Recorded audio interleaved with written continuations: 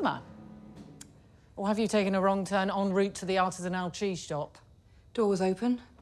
I'm looking for, Joseph Silverman. Let me guess. You've got a husband, he's got a secretary. Am I warm? No. The secretary's still a thing. Okay, but not a secretary. Personal assistant, posh secretary. You seem like the type who might have a handsy husband in the media. What type is that? Sort of, you know, doe-eyed and helpless. You seem like a bit of a... I feel seen. Hi, I'm Zoe Bohm. Sarah. Trafford.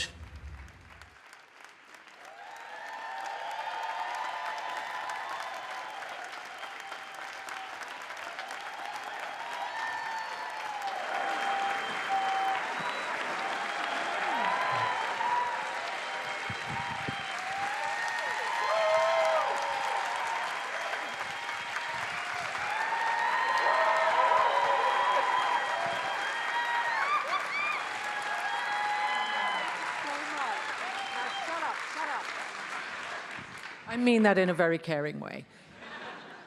What a gorgeous place. Okay.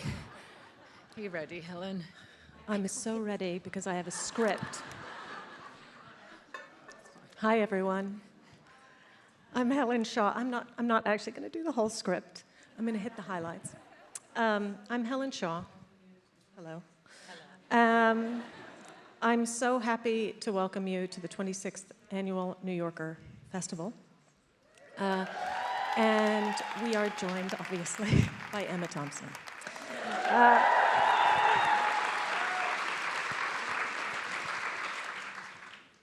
How do you remember all those words, Helen? This was our question backstage. Yeah. So when we did our sort of hello, how are you Zoom about a week ago, I said, I have two ideas for us to construct this conversation around. One is comedy, and the other is politics. And Emma said, they're the same thing. And so I would actually like to ask a little bit to take us back to the beginning of both of those things in your life, and when those two things were starting to come together for you. So the first question is, what is the first time you made anybody laugh? Oh, that's such a good question. I was 13, and it's very bizarre, actually, because I don't think I've ever really gone back to this bit before, and it's funny that we're doing it here, because I used to go to a little drama club when I was, you know, I mean, from the age of about 9, and it was Sheila Sax's drama club, and it was in her front room, just round, so we'd walk up there and do these little, do stuff, and there would be an end-of-year show every year. And when I was 13, her friend, who was a jazz musician called George Melly, very good trumpeter, had written a sketch called The Hampstead Hostess, and this sketch had been inspired by Lenny Bruce's sketch, How to Relax Your Coloured Friends at Parties. So that's where it all began, with Lenny Bruce. And this sketch was about a woman, sort of really posh. Actually, I was in something a bit flowy, like this, tiny bit caftanish, you know, not wise. And it was about this woman who was just thrilled because she had a black person at her party. That was the gag. I mean, can you believe it? So this is going back some. This is 53 years ago. A half a century ago, these people were writing about racism in the sort of posh middle-class community. And that's the first time that I actually made an audience laugh in the theatre, and that I thought, this is the power that I want to have for the rest of my life. This is the only thing I want to do. This is so good. This feeling, oh my God, I have power. They are laughing. And the thing is that it occurred to me the other day, when we laugh together, we really communicate with each other. We connect in a kind of mycelium-y way, you know, but we don't cry together in the same way. We don't. We will sometimes sit kind of quietly in the cinema, or not if you're watching Titanic with teenagers, you know. You know, shut up. But there's, when people are sort of going, you just do that kind of... But we don't do that when we're laughing. When we're laughing, our laughter encourages others to laugh. And it was the most extraordinary feeling. And that's when I thought, okay, that's what I want to do. I want to be a comedian. But as you know, it kind of went in a different direction. But for all sorts of very good and interesting reasons, politics being part of it, and sexism being part of it, because being a funny and female at the time was not easy. You know, these guys that I grew up with were not easy when it came to all of that. And a lot of them were just going, oh, you know, I really want to fuck you, but you're funny too. I don't know what to do with my penis now.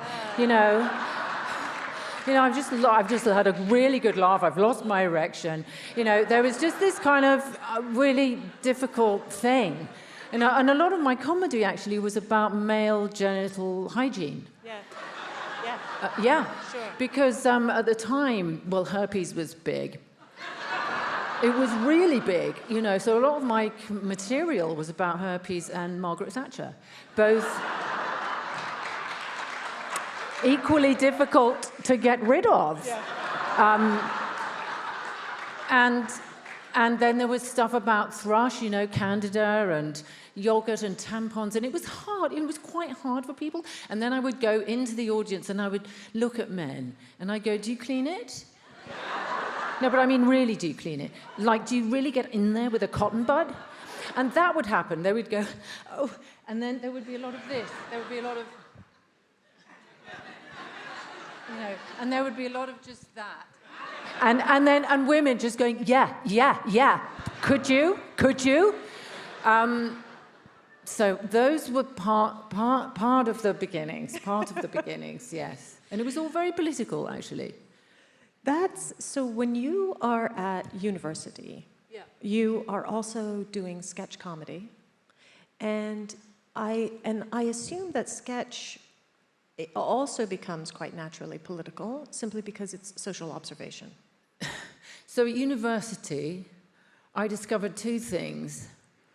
One was that being gay was not universally acceptable, which was odd to me because I'd grown up in the theatre. My parents were both theatre actors, and so we were surrounded by gay people. So it seemed normal to me. So at the age of 19 to arrive, as it were, in the outside world proper, and think, oh, hang on a minute, what?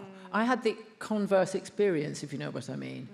And that was very shocking to me. And then I discovered feminist literary criticism and realised that I had really literally been reading men writing about women the entire time, and why was that? And that changed me at a very sort of visceral level. So that all the sketch comedy I started to write after that was about sort of patriarchal oppression in a way. I know it sounds hilarious, but the sketches that I wrote were about things like domestic violence, which is on the up and up now. It was about droit de seigneur, so that's Epstein, that's Harvey Weinstein. It's these entitled men who think that I'll just have that one, and that one. That's ancient history. I mean, that's the Lord in the Manor just saying I'll have and going further afield as everybody finds out what they're up to. It was about fat. The feminism of fat, why, and now that's on the up and up now with all the weight loss drugs and the injections and everything. So it was all very pointed, I suppose. And that was hard for people. Yeah. They couldn't quite know how to reach it. Yes. So when I was asking if we could talk about comedy, I said in a way that I thought was I was patting myself on the back, and I thought, oh, Helen, you've really phrased it. And I said, I'd like to talk about how comedy leads us in your performance to moments of depth. And we then had a 20-minute conversation, and right at the end, Emma said, death? You want to talk about death? And I realized that I hadn't really pronounced that P, that really important P in depth.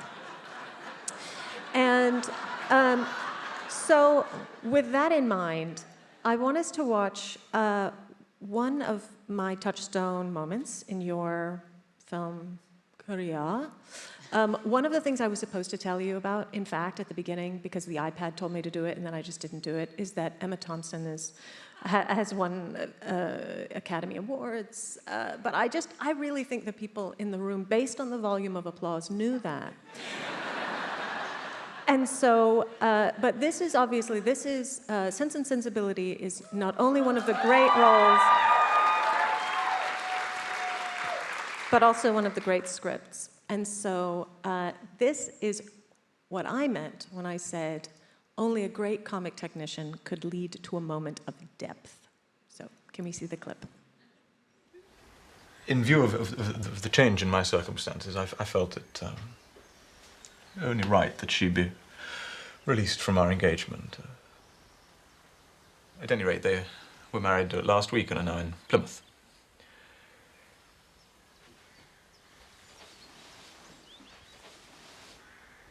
Then you are not married. No.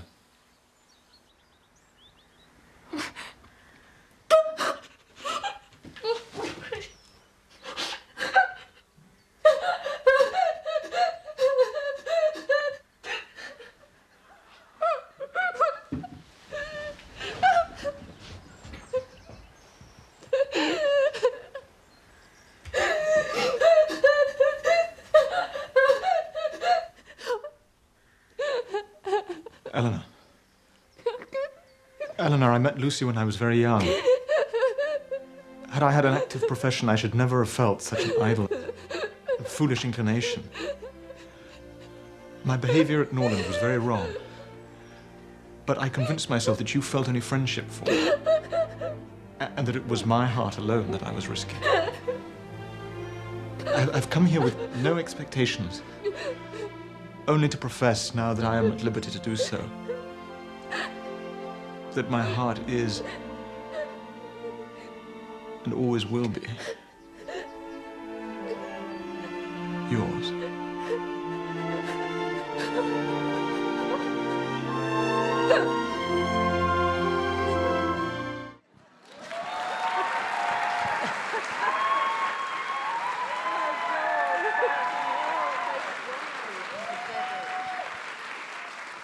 To quote, So funny. No. fucking hell, it Fucking made me hell. cry. It made me laugh.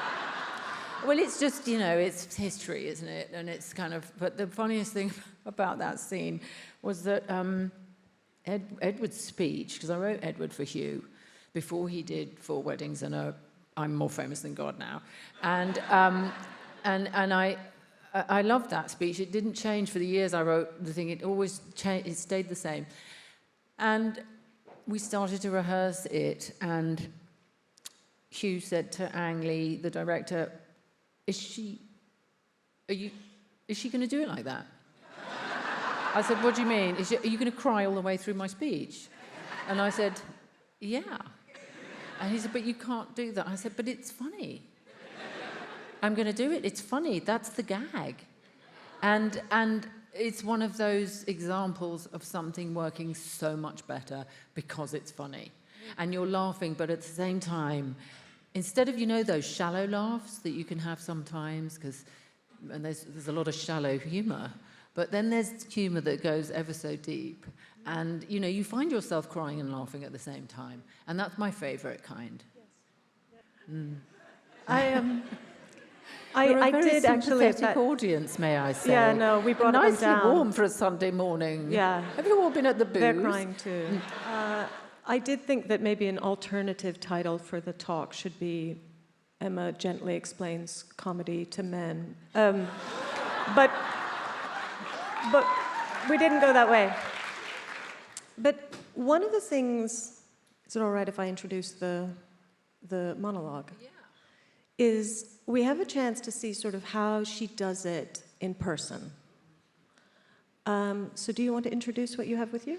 Well, I was thinking, because Helen wanted to talk about politics and comedy, So I thought I'd look out one of my old monologues that I wrote when I was in my 20s. And it came from, it's interesting actually, and we'll see what you think, it might go down like a cup of cold sick, who knows. But it's called I Know the Feeling, and it was inspired again by the Lenny Bruce, George Melly thing. It's the same thing, it's a person reacting to something.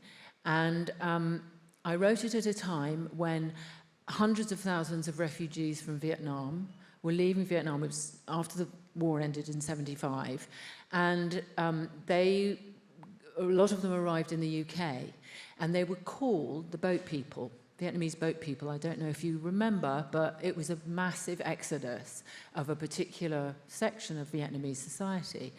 And so it's sort of about refugees and about and that's such a huge issue in our lives here and in the UK at the moment, that I thought it might be kind of interesting to see if it still worked with a modern audience, because I wrote it about 50 years ago. Anyway, here it is. So if you can picture, I should be in a kind of, do you know who I mean by Laura Ashley? Somehow that makes me feel kind of sad. So I'm in one of those floral frocks, you know, and I'm in an art gallery, and the pictures are all here. That's all you need to know, really.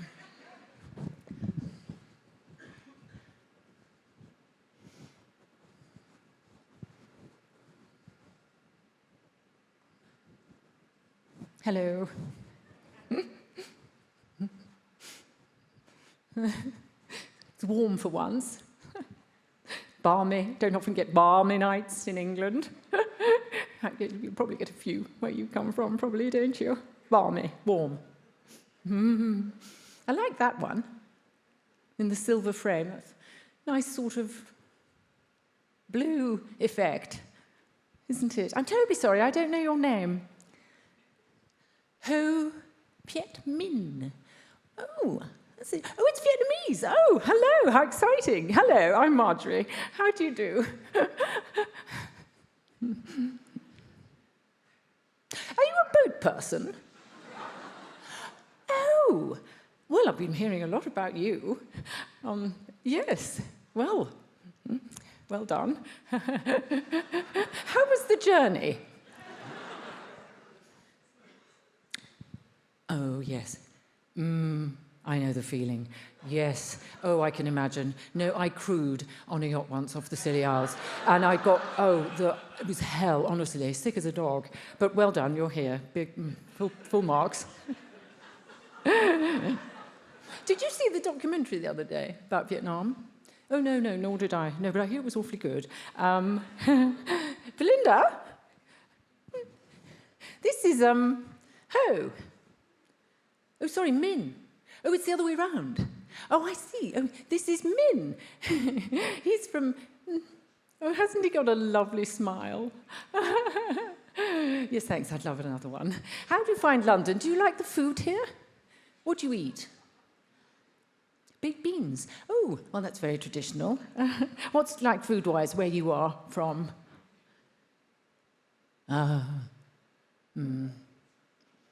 No, I know. It was awful going hungry, isn't it? I know. I can remember from when I had glandular fever. It's just... well, I'm so sorry. Your English is awfully good. It's a lot better than my Vietnamese. I don't teach it at school. It's pretty embarrassing, really. But I don't suppose many people speak Vietnamese, really, on average. Would you say something? In Vietnamese? Oh, I don't know. Just what a lovely day or something. Oh, it's lovely. Sounds just like Chinese. No, I don't speak Chinese either, I'm afraid. Just, you know, O-level French, comment ça va, all that sort of thing. Do you have any children? 8. Gosh, that's an awful lot.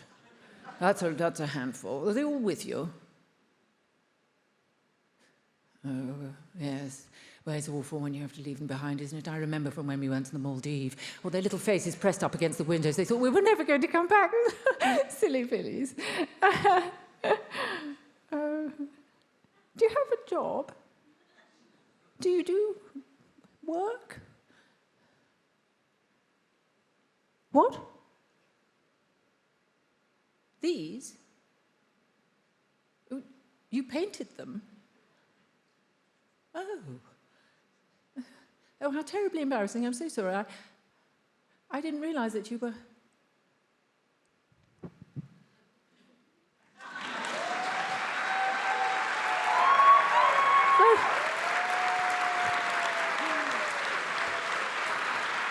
So you see,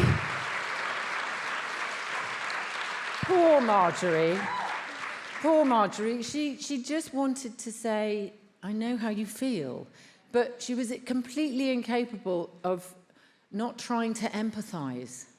You know, that she's a kind woman. She just doesn't know what she's talking about, and she can't imagine, and she's just desperately trying to be, and then she realises that this person is a person of status because she's in an art gallery where he's done all the paintings. And of course, she can't cope with where she's come from, which is deeply patronising and unable to sort of manage a conversation, to then having to go, oh my God, he painted the bloody paintings that I've been looking at and that everyone's looking at and is so admiring of because he's probably a very famous Vietnamese artist, you know. Yes. So that was written in, I don't know, 1980 or something. Yeah. So like a long, long time ago. And I think it's, well, I don't know, it's still sort of telling, isn't it? There's a tell there. We still do that. We still try to, trying to empathise when you know you really, really can't. Yeah. You can't. Because one of the things that's impossible to describe is why someone is good at comedy, or what is actually happening when someone is being funny. And the thing I like about that piece and the Sense and Sensibility is that what's happening internally with the character is totally different from what the external reality is. So what she's presenting, Marjorie is presenting, is condescension. And what's happening internally is love. And here it's joy, but outside it's just this explosion of all the emotions she's repressed for the entire relationship. So I have a very sophisticated set of notes on comedy, and those notes say face, body, and voice. So it's been years. I've been a theater critic for 20 years. So we wanted to go back to this early work because this is when comedy gets braided together with politics for you. And you mentioned that you were performing in support of various things. What were those? What were you doing at that time? Well, CND, Campaign for Nuclear Disarmament, that was a big one. I did quite a lot of gigs for them. And now Catherine Bigelow's just made a film that, you know, is exactly what E.P. Thompson was writing about. And Daniel Ellsberg, of course, there's going to be a documentary about him and his vision of this extraordinary world we've created. So I did something really unwise, which was I did stand-up comedy at a CND march. It was a what's it called? Manifestation, as they say in French. What is that word? I can't remember it. A rally, yeah. It was a CND rally. It was 64,000 people in Trafalgar Square. What no one had told me was do not do comedy at a political rally, ever. Just ever. Because a lot of people there are feeling very angry, and they will tell you about it, and they will take things personally. And it was just, I was on Nelson's column, not at the top, on the plinth thing with the lions, and doing the stuff that I've been telling you about, which did not go down well.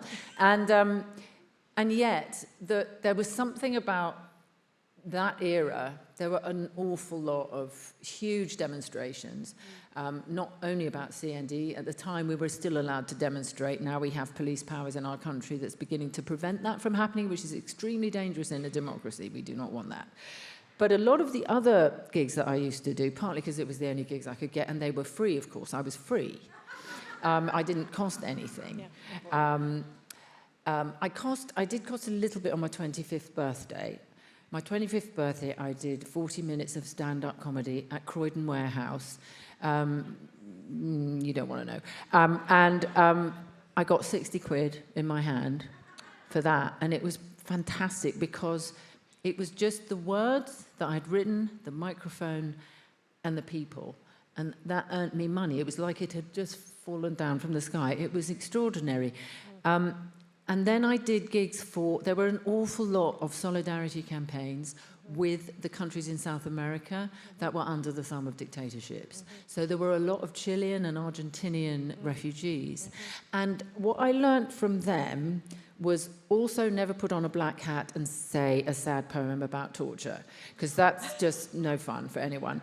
But sometimes, that's what you're asked to do. Comedy, you have to really make sure that it's the right kind of thing, because there's a lot of people there who, one skin less, they're just so sensitive. But also, I learnt to be not afraid, because there were so many performers from those countries who just came, and because they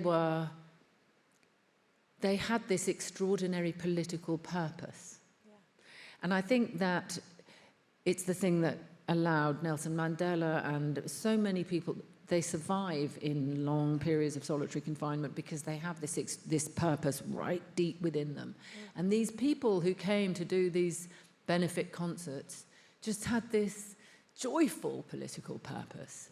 And it was something that I wanted to have for myself, and that I tried to grow and expand in myself. Yeah. That purpose which was deeper than just performing, that had something that went past and into something else. And this is in the 80s. You also have an opportunity to kind of take that comedy wide with your television show. Mm-hmm. And there's a real danger to that. But I was wondering if you could just talk a little bit about that, because I want to set up a clip in a minute. So could you tell us a little bit about this project? The thing was that I had done a comedy show, a single-person comedy show in Edinburgh, the Edinburgh Festival. And that was in 1981. And after that, I did a sketch series with Robbie Coltrane and Stephen Fry and Hugh Laurie and the boys. And they're lovely, they're fine. Actually, one of them's dead, but, that's fine too, because he was great and amazing. And then I went on and I did acting. And I got... I was good at it, apparently. And then I got a couple of awards for acting, and then I went back and did the comedy show. So there was this assumption in my extremely punitive country, that I had suddenly thought, well, I can act, and I'm going to do comedy as well. Because I can do that as well. And that was not the case. I had come from comedy, but nobody knew that because it was all sort of hidden and tiny little gigs literally in people's front rooms in Tufnell Park with people sitting on packing cases. I mean, I'm not even kidding, apart from the CND one, but that was a disaster. So, yeah, it was something that I then wrote for a year. We made, I think, a couple of big mistakes. We didn't do it in front of an audience. I didn't want a laugh track because I now know that was a mistake. We should have done it in front of an audience. And I might just have been scared, but I also just wanted to maybe I wanted to make drama as well, because all of these sketches were little dramas. I mean, and they were all based on things that had... one of the sketches which I love is about a witchfinder general coming in from work at the end of a very long day and, being made tea and talking about all the witches he's burned. And then my mother coming in through the window on a broomstick and then them having a long conversation about, I know she's different, she's family, because it's true, it's absolutely true that people will overlook loads of things if somebody's family. It was all dramas, really. So perhaps that's why it was neither fish nor fowl, But there was one sketch which was based on an Edith Wharton short story.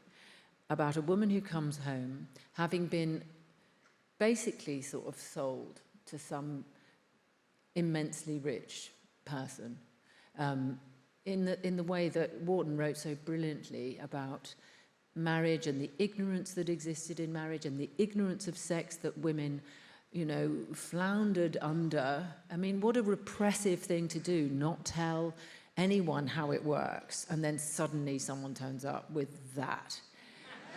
And you go, what's happening now? What are you doing? That's no. I mean, seriously, and it still goes on. People still are not told. And Wharton wrote this incredible story, and then I wrote a sketch which was about that, but it was the funny version. And that was the thing that led to Sense and Sensibility. And I believe that we have it for you. I believe we have it for you. Now, let me just, before we play it, I do also want to draw the curtain aside slightly. So we want to find this sketch. It's from the television show Thompson, and it is, it's not, I try to buy it in the normal ways, and the normal ways are closed to me. It's not available. It wasn't made in a time of DVDs. And so you very kindly contacted the original producer, and so they mailed us a DVD from London, at which point it's stolen. And we all get this photograph in our inboxes of a torn apart package that has then been taped back together over empty air. And when you see it, because luckily there are teenagers, do you know what I mean? Like a teenager was able to help in the digitization project in London, and so we have it for you. But when you watch it, I want you to think about the experience of that thief. Okay? Getting himself his DVD player, putting it in, and this is what he sees. And how is our precious newlywed? Very well, dear Mamma, very happy. I only came to ask your advice on something I have found a little puzzling. My dear, I am all attention. Well, it is a strange story, to be sure, and I should be very interested to hear what you think of it. Story? Oh, do tell. Well, last Sunday, we were in the conservatory after dinner, John with his newspaper and I darning a sock, when suddenly he laid aside his newspaper and, pointing to something in his lap, said, "Do you know what this is?" Well, I leant over and was somewhat taken aback to see an organic object, the shape of a cigar, nestling up to him. Well, I leant over to examine it better, and whilst taking out my eyeglass, I fear my eyesight is weaker, Mamma, and remarked upon what an interesting-looking little object it was, whereupon, on my life, Mamma, it shrank into itself like a telescope before my very eyes. I confess I shrieked aloud. How extraordinary. Augusta, do go to your room, dear. No, I want to hear the story. Was it a creature from his laboratory? Exactly as I thought, my dear. Perhaps he has brought home an experiment. But there it lay, utterly inert, looking for all the world like a small, pink, hairless mouse.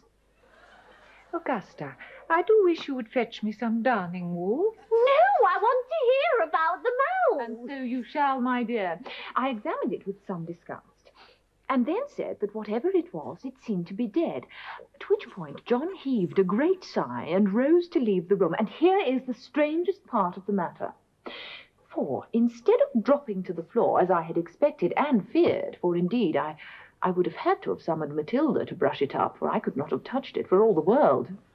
Horrid little thing with no features.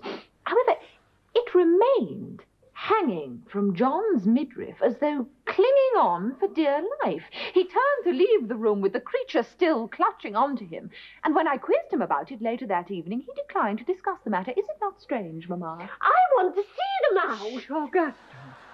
It was not a pretty mouse, dear. I do not think you would like the mouse.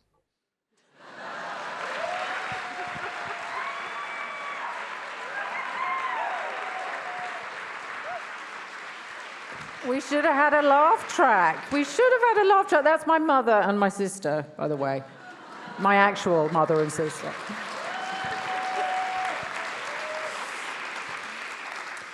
So the logical thing happens. You're a gifted comedian, you make several beautiful Shakespearean roles indelibly, you go into film, but the roles that we know and love you for are sort of sometimes laughter through tears. I think of them kind of as Chekhovian masterpieces. So you have, you know, the scene from Love Actually, which I was going to show but won't because the video people at the New Yorker said, Helen, you've chosen 11,000 clips. And I said, sure, but they're also good. But we're not going to do it, but you can play it in your mind. Now, but then what happens more recently, we're just going to leap forward a couple of years here, is that you have a somewhat unanticipated journey into action heroism. Because right now, the two roles that people can see you in right now, today, this week, actually, what you saw when we came in is Down Cemetery Road, which starts Wednesday on Apple TV. And you kick ass and take names, right? I mean, I think there's a real kind of capability and brio and swagger in that part. And at the same time, there is Dead of Winter, which is an action film in which you save, I can't talk about the ending. So might save, you know what I mean? Might save somebody. And it involves running and shooting and sliding on ice and horrible things happening to your body, etc. And so I wonder if, in approaching those two parts, you could think about, or you could tell us a little bit about when you begin that, are you doing something similar as when you were thinking about something as a comic role? Is it all on a spectrum for you? Is it all the same thing? Oh, I know. I think it was a huge mistake. Don't start your action career at the age of 66. It's stupid because your body is not so strong and you hurt yourself like a lot. So Dead of Winter, it was written by these two wonderful Minnesotan guys and is funny, of course, as well. Yeah. But it's about grief, really. And then there's a bit of running about, obviously, in the snow. It was ghastly. And as I was doing it, I was thinking, why did I sign up for this? And then Down Cemetery Road, which is a wonderful line from a Philip Larkin novel, give me your arm, old toad, help me down Cemetery Road. It's such a beautiful poem about death. Anyway, death.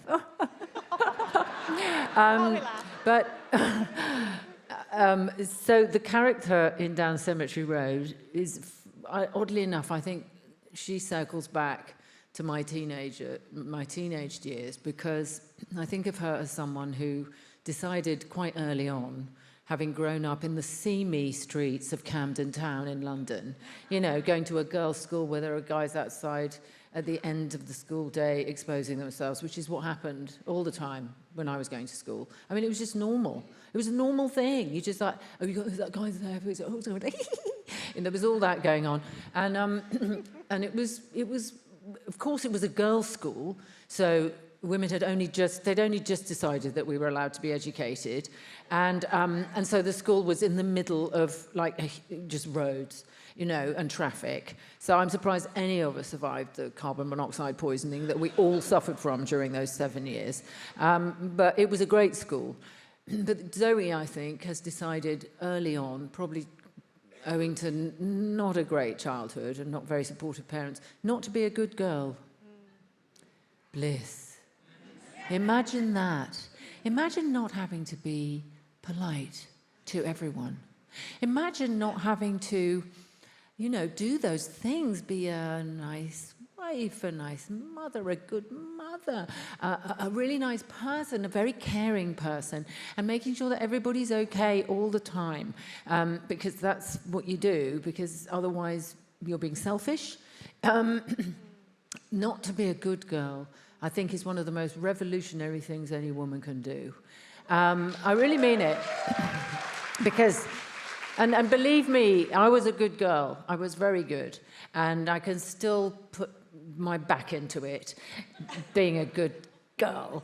But I do resent that greatly, that necessity somehow always to assuage your way through life. And she just doesn't do that. And it's a very releasing and refreshing way to be. So that's her.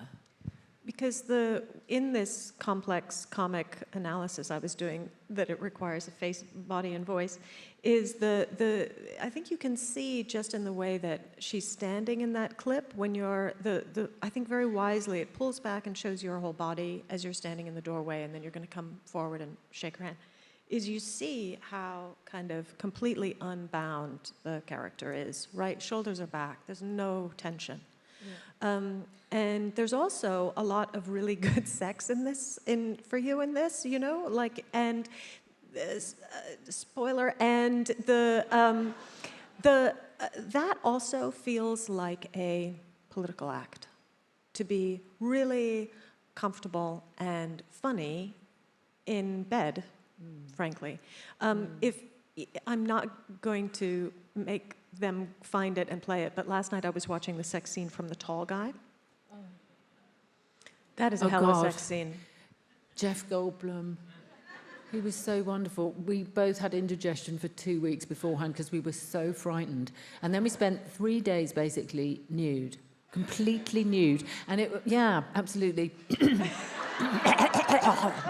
And but what's so lovely is what nudity, this is another thing that I love, is that when you are nude on a set, the set suddenly becomes incredibly, what mine do, very protective and quite sort of, there's something enters the room with your nudity, which is the need to be sort of respectful. So like the props people will come up and give you a prop. Here is your prop, and then they will walk away like that. You know, not making sure that they don't look at any of your bits. And of course, by the end of 2 days, Jeff and I were so relaxed. We were bouncing around on pianos and, you know, getting toast and butter stuck to our arses and laughing uproariously, and everybody got used to it. But it was and the campaign against pornography, which existed at the time, can you believe it? Pornography is all the rage these days. Actually chose it as a scene that they would show their children, to say this is what sex can be: joyful, funny, erotic, but also just playful, you know? And at the time, all those films were being made, like Showgirls and, to a certain extent, I suppose, Basic Instinct, where everyone having sex just looked so angry. Just looked so furious. And also slightly in pain. You know, both parties, I mean, you know, no comment. I mean, I was just like, why?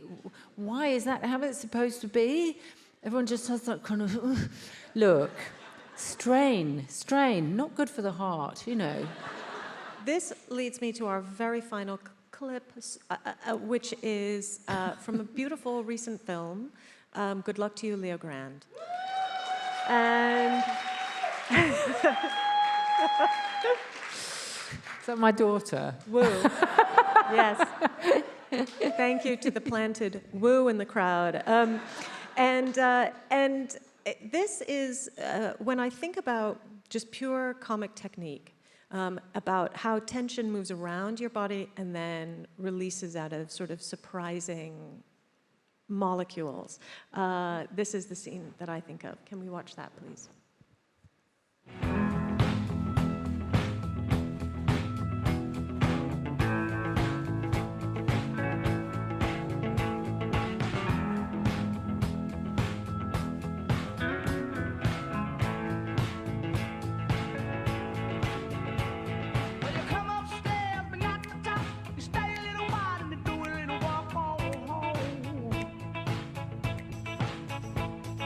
I hear downstairs smoke a cigarette.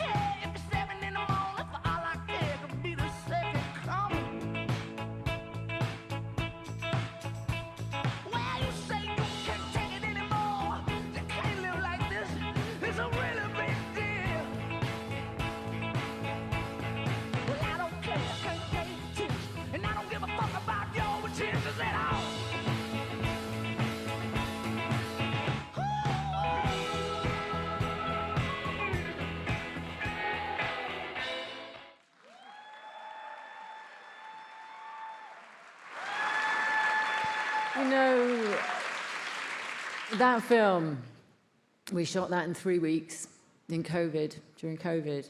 And I think that's probably one of the most seminal experiences of my professional life because, you know, this was a movie written by a wonderful comedian, actually, Katie Brand. And that scene, you know, Nancy's forgotten how to dance. She used to know how to dance. When she was 16, she knew how to dance.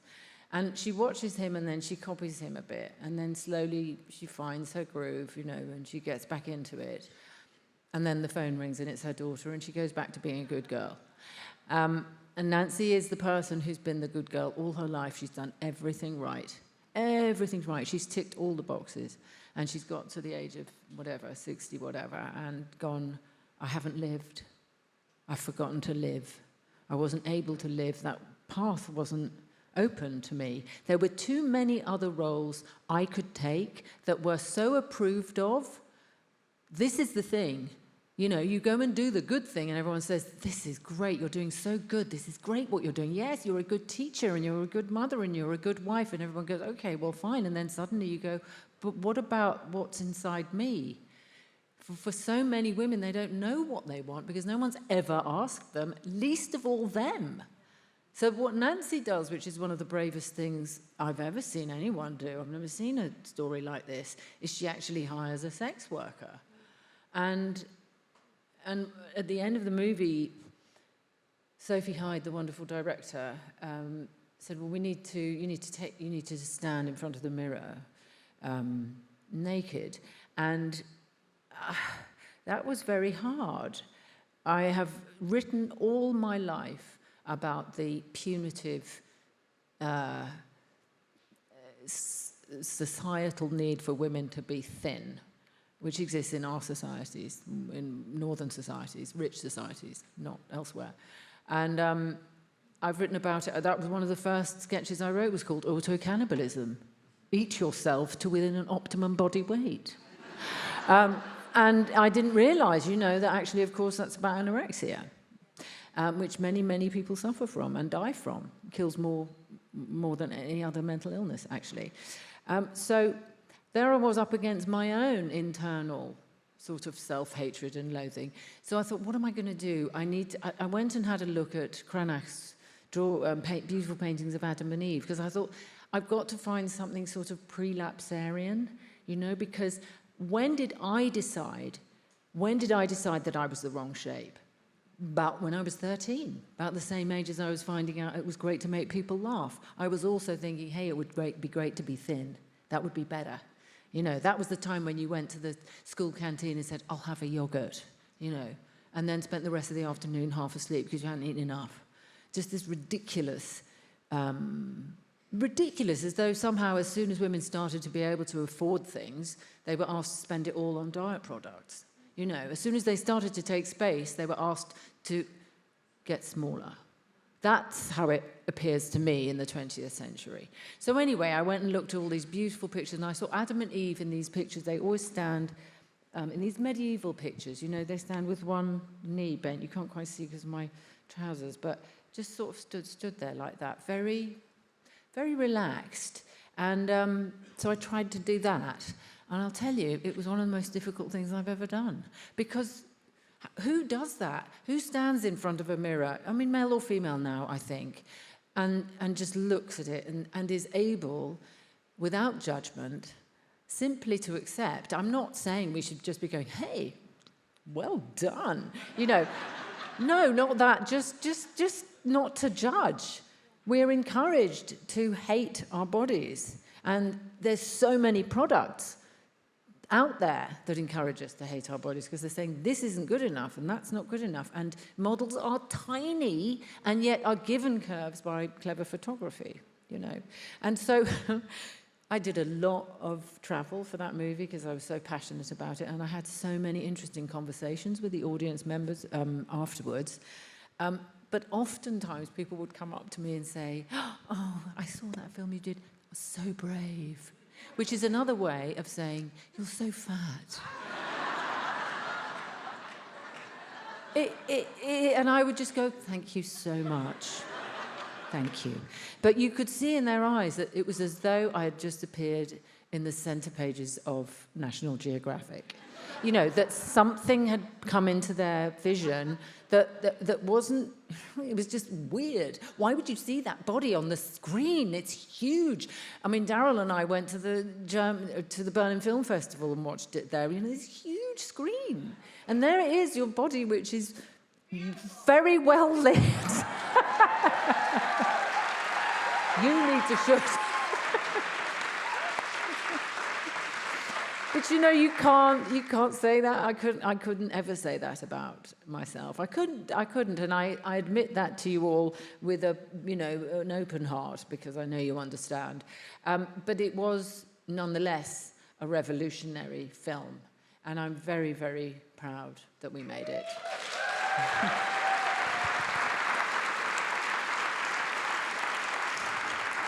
So we're going to take the audience questions in a speed round. And as Leo says to Nancy, we're going to have a good time. Okay, so the first question, fast as you can. Kate Winslet recently said you were her favorite co-star. Oh, that's very sweet. But can you list 3 women you learned from as a performer? Vanessa Redgrave. We did Howard's End together, and Vanessa was just completely without any starry thing, any guile, we just would, I mean, I was, a lot younger, and she was so kind and so good. And there's no acting, really. So all you need to do, we used to say to each other, let's just do it. And we'll do it with each other. And it was fine. So she was one.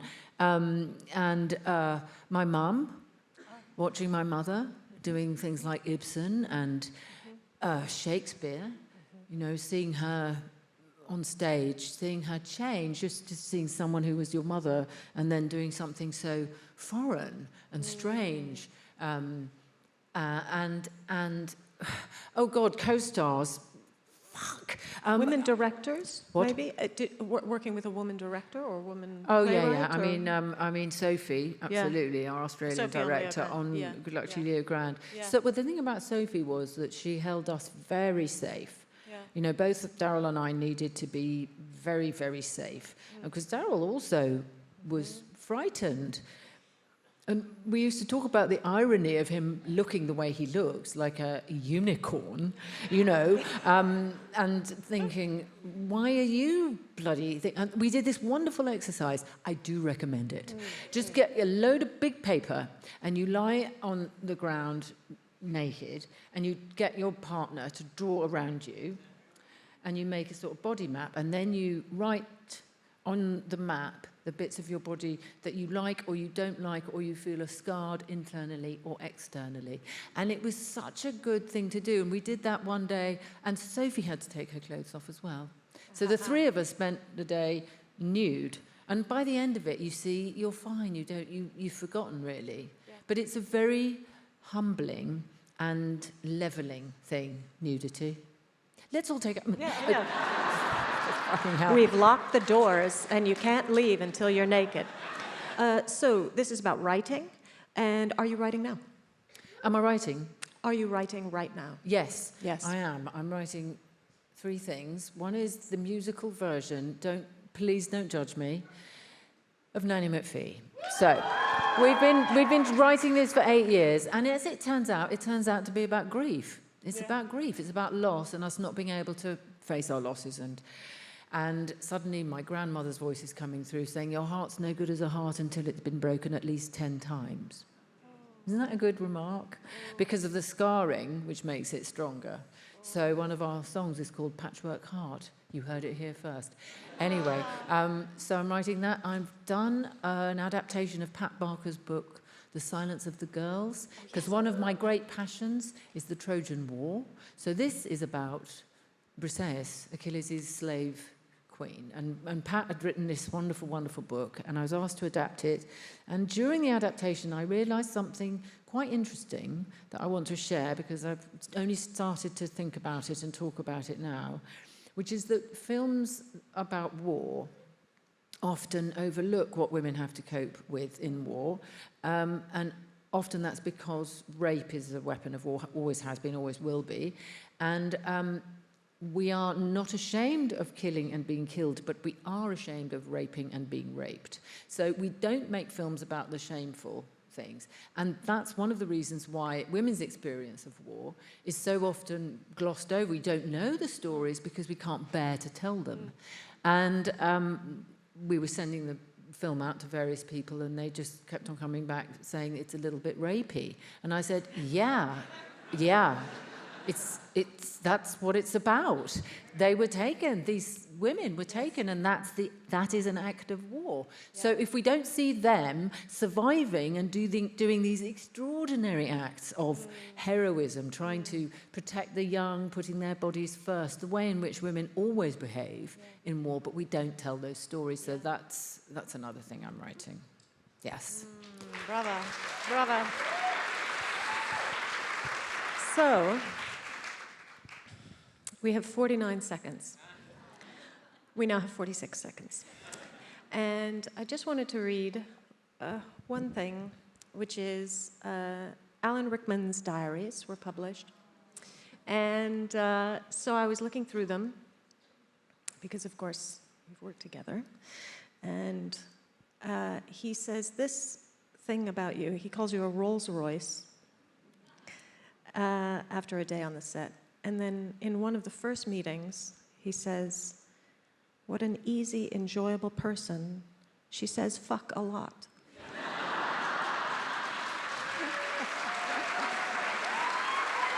Can you please thank Emma Thompson?